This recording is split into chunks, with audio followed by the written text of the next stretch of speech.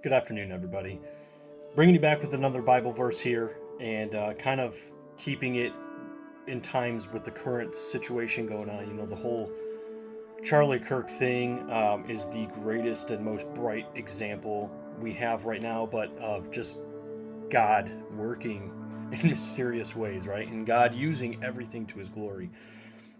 This brings me to Romans chapter 8, verse 28.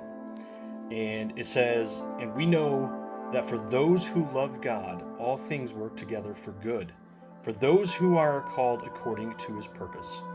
For those whom he foreknew, he also predestined to be conformed to the image of his Son, in order that he might be the firstborn among many brothers. And those whom he predestined, he also called. And those whom he called, he also justified. And those whom he justified, he also glorified." So basically, all that is just saying everything is already been worked out by God. Everything that happens in this world, whether we understand it or not, and we have to understand, from our perspective that we have this mortality mindset. We don't understand the things of God the way that he does and the way that he is designing things to work out. And like I said, the great example of that right now is the Charlie Kirk situation, where something horrendous happened with that. He was assassinated.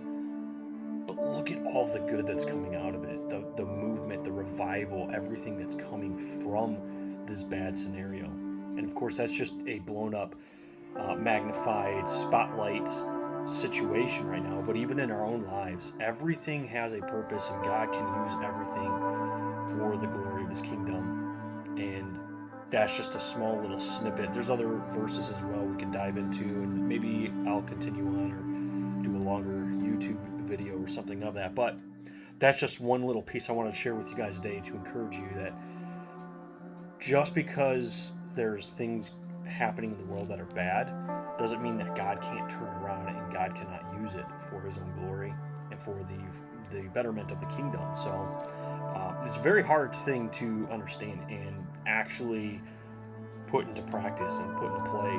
But just know that when things get tough, there's always a plan. God always has a plan for it.